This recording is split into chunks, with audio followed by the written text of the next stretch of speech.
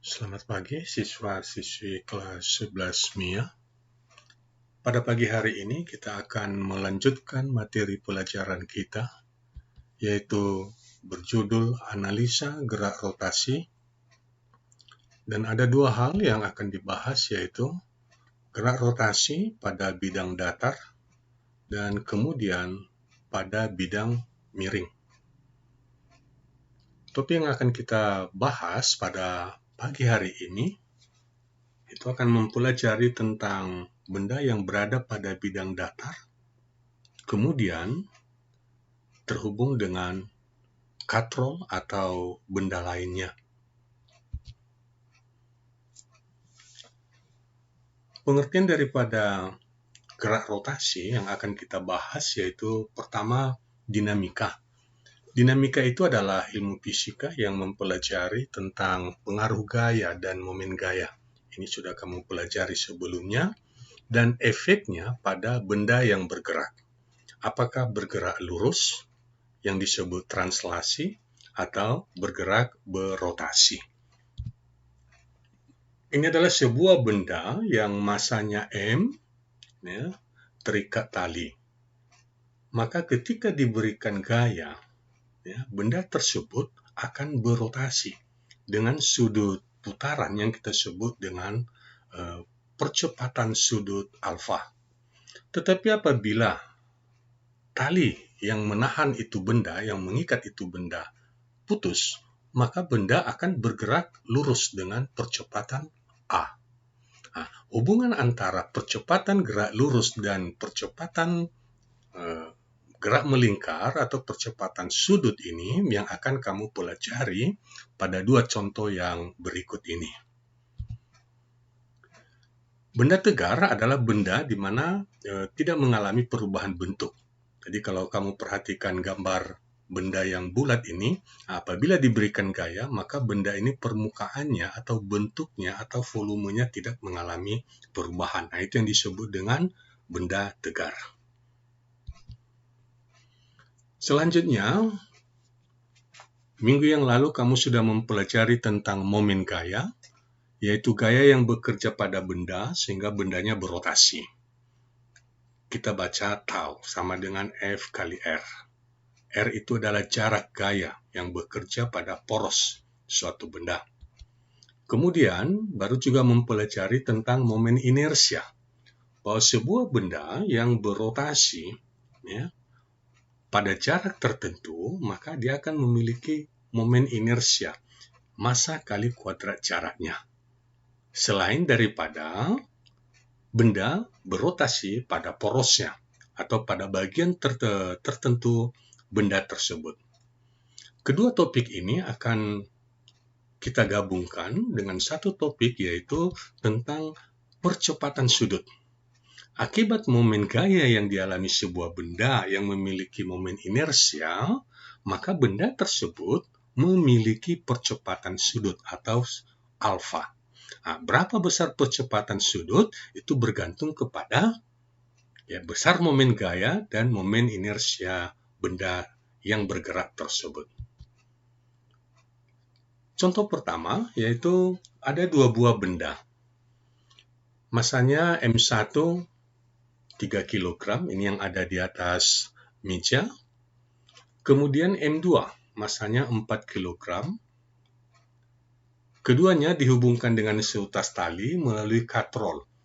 Ini yang warna hijau, ini ada massa katrolnya, yaitu 2 kg, dan jari-jari katrol yaitu 10 cm atau 0,1 meter. Ketika kedua benda dilepas, maka benda akan bergerak. M2 akan turun dan M1 akan tertarik ke kanan dengan percepatan, dengan percepatan linier atau translasinya. Menjadi pertanyaan adalah, tentukan percepatan benda jika katrol dianggap licin. Berarti katrol ini tidak berotasi ketika bendanya dibebaskan. Jadi diam katrolnya, diam tidak berotasi. Sehingga tali meluncur pada katrol, betul. Pertanyaan bagian B, percepatan benda ketika katrol kasar. Jadi ketika katrol kasar, maka tali yang melalui permukaan katrol ini akan menjadi gaya yang bekerja pada poros katrol, ya, sehingga menghasilkan momen gaya. Nah, tentu ketika ada momen gaya, berapa percepatan daripada katrol tersebut, percepatan sudut daripada katrol. Kita lanjutkan.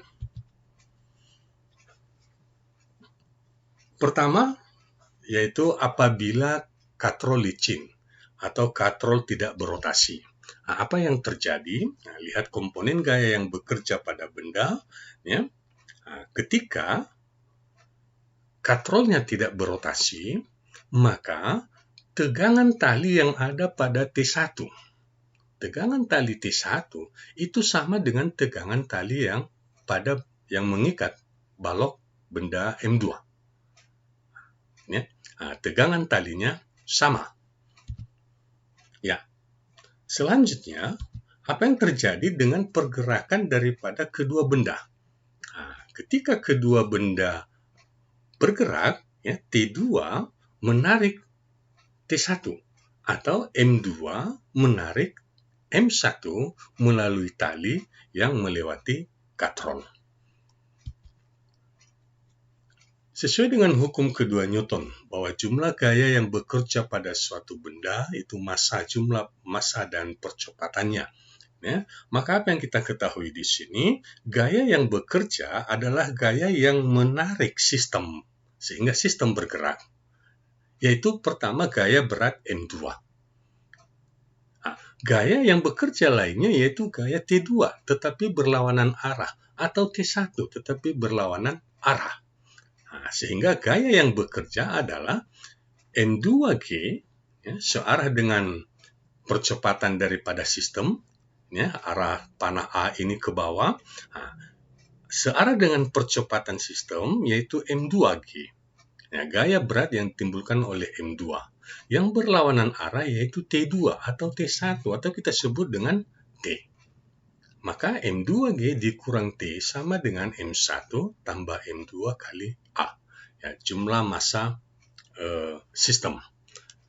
Maka bisa ditentukan berapa percepatan daripada sistem tersebut. Dengan mengubah nilainya, maka kita peroleh bahwa, ya, percepatan adalah M2G per M1 tambah M2. Jika kita masukkan nilainya, M2 dikatakan 4 kg, percepatan gravitasi 10, dan M1 tambah M2 berarti 3 tambah 4, maka diperolehlah nilai percepatan daripada sistem benda tersebut yang melalui katrol yang tidak berotasi, percepatannya 5,71 meter per detik kuadrat. Berarti di sini katrol tidak memiliki percepatan sudut atau percepatan sudutnya 0. Pertanyaan yang bagian B. Bagaimana percepatannya apabila katrolnya berotasi? Nah, perhatikan, ya, diagram daripada gaya-gaya yang bekerja pada benda dan katrol. Sekarang ada, ya, bentuk, ya, yang menyatakan bahwa tanda panah ini menyatakan bahwa katrolnya berotasi. Nah, mengapa katrolnya berotasi? Tentu karena ada gaya yang bekerja pada katrol tersebut. Ya, kita perhatikan. Yang pertama, ya, gerak translasi yaitu gerak lurus. Gerak lurus M1 ke kanan, gerak lurus M2 ke bawah. Kemudian nanti gerak rotasinya yaitu gerak melingkar atau rotasi daripada katrol. Nah, itu tahapan kelompok untuk membahas soal tersebut. Pertama, untuk benda M1, maka yang bekerja adalah gaya sama dengan massa kali percepatan. Tentu gaya yang bekerja yang menarik balok M1 yaitu T1. Maka persamaannya T1 sama dengan M1 kali A. Yang berikutnya, gerak translasi daripada balok M2. Ya, gaya yang bekerja ada dua, yaitu M2G yang searah dengan arah percepatan, maka ini dinyatakan positif, dan yang berlawanan arah yaitu T2. Maka dibuat M2G dikurang T2 karena berlawanan arah. Sama dengan M2 kali A. Maka persamaan daripada T2-nya yaitu M2 kali G kurang A dari persamaan yang sebelumnya. Ya. Nah, jadi ada dua persamaan tegangan tali T1 dan tegangan tali T2 yang bekerja yang membuat balok bergerak. Tentu selain membuat balok bergerak, tegangan tali T1 dan T2 juga membuat katrol berotasi. Kita lanjutkan. Analisa gerak rotasinya. Ya. Ini katrol ya, yang berotasi akibat apa? Pertama, ada momen gaya yang dikerjakan oleh T2, yaitu gaya T2 tegak lurus terhadap porosnya, ya jari-jari R. Demikian juga ada gaya yang menarik ke kiri, yaitu T1, ya, tegak lurus dengan jari-jarinya, sehingga momen gayanya tau 1. Nah, dari momen gaya yang terjadi ini membuat bendanya bekerja atau berotasi searah dengan arah percepatan atau searah dengan benda M2. Ya, atau katakan searah dengan jarum jam. Nah, sekarang kita mau lihat tegangan T1 ya, yang tadi persamaannya yaitu M1 kali A, dan tegangan T2 ya, yang tadi M2G kurang A, ya, ini yang bekerja pada katrol. Sehingga ya, sesuai dengan rumus momen gaya, dinyatakan bahwa jumlah momen gaya yang bekerja pada satu titik poros putar daripada katrol itu sama dengan momen inersia kali percepatan sudutnya. Ya, jumlah momen gaya. Nah, momen gaya yang bekerja adalah momen gaya tau 2 dan momen gaya tau 1. Tau 2 itu berarti T2 kali R. Tau 1, T1 kali R. Ini momen gayanya dan momen inersia kali percepatan sudut. Selanjutnya, persamaan sebelumnya kita peroleh bahwa T2 ya, dan T1 sudah ada nilainya. Kemudian momen inersia. Untuk sebuah katrol, momen inersia katrol itu adalah setengah mr kuadrat. Ya. Nah, itu sudah merupakan nilai tetapan. Lanjut kita akan mensubstitusi nilai T1, kemudian kita substitusi nilai T2 ke dalam persamaan yang di atas ini, sehingga diperoleh ya, M2G kurang A kali R. Ya, dikurang. T1 ganti menjadi M1A kali R, sama dengan setengah MR kali A. Nah, ini R kuadrat, ini per R, jadi hilang satu R-nya, sehingga menjadi setengah M kali R kali A. Maka untuk menyederhanakan persamaan ini, ya, M2G, ya, kita keluarkan, M2A, ya, kita keluarkan, kemudian M1A kita keluarkan, setengah MR, setengah M kita keluarkan. Nilai R-nya hilang. Ya, R ini saling meniadakan. Jadi tinggal setengah M tambah M1 tambah M2 kali A. Yang diinginkan adalah nilai percepatan daripada sistem. Maka diperoleh dengan memasukkan nilainya, ya, A sama dengan M2 kali G per setengah M tambah M1 tambah M2. Dengan memasukkan nilai masing-masing, maka diperoleh bahwa percepatan daripada sistem itu 5 meter per detik kuadrat. Ya, percepatan linearnya. Nah, M1 bergerak ke kanan, M2 bergerak ke bawah. Selain itu, katrol juga berotasi dengan persamaan, ya, percepatan sudut katrol sama dengan alfa sama dengan A per R. A adalah percepatan linearnya, 5, R adalah jari-jari, 0,1 meter jari-jari daripada katrol.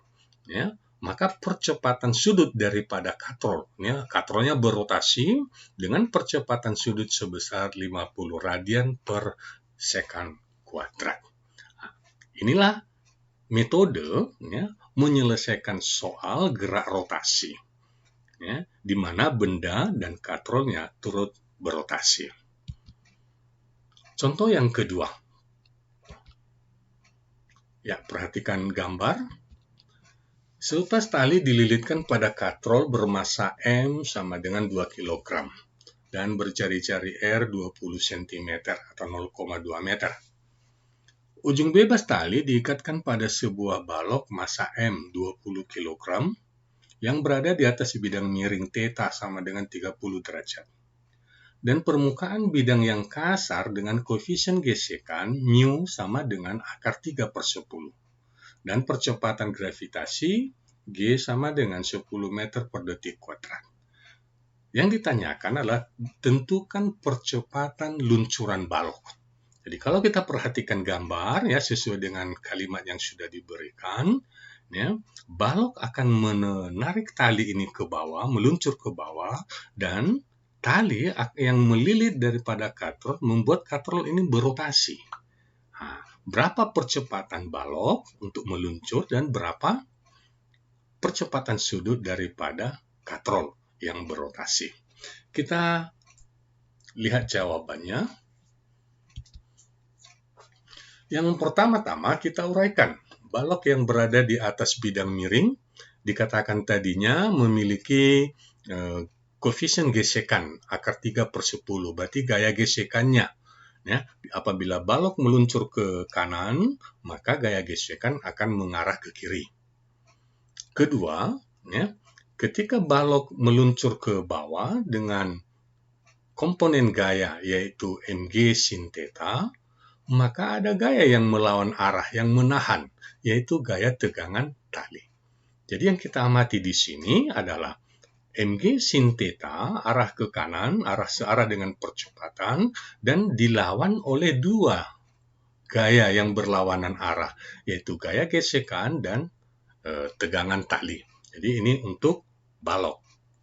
Kita lanjutkan.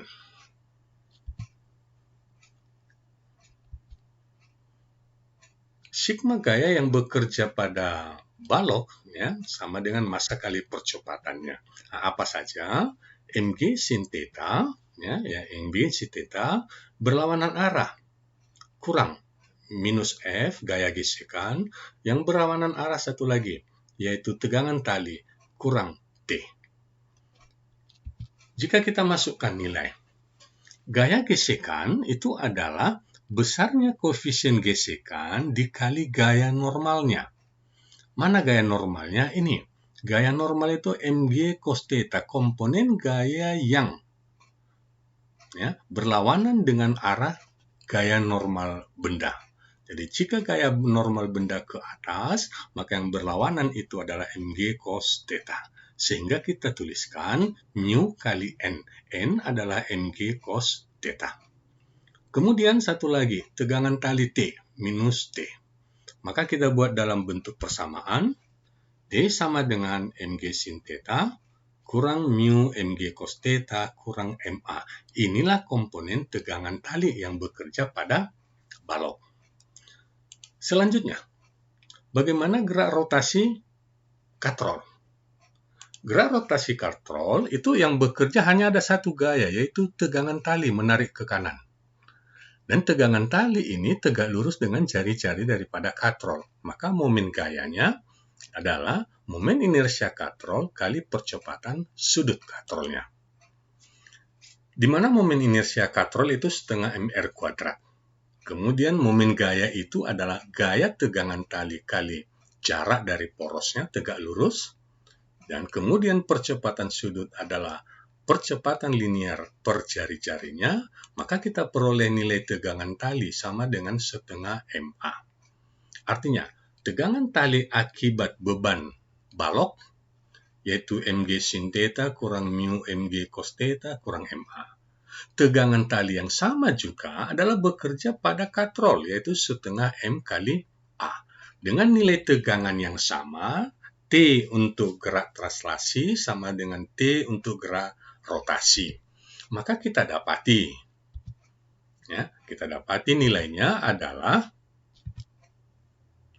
seperti ini. Nah, sama dengan, maka jika disederhanakan, maka kita dapati percepatan, percepatan linier atau A daripada balok itu adalah 2mg sin theta kurang mu cos theta per m tambah 2m. Jadi dari mana ini? Ini penyederhanaan daripada persamaan yang sebelumnya. Apabila dimasukkan nilainya, maka kita peroleh percepatan balok adalah 3,3 meter per detik kuadrat. Percepatan balok itu meluncur ke bawah.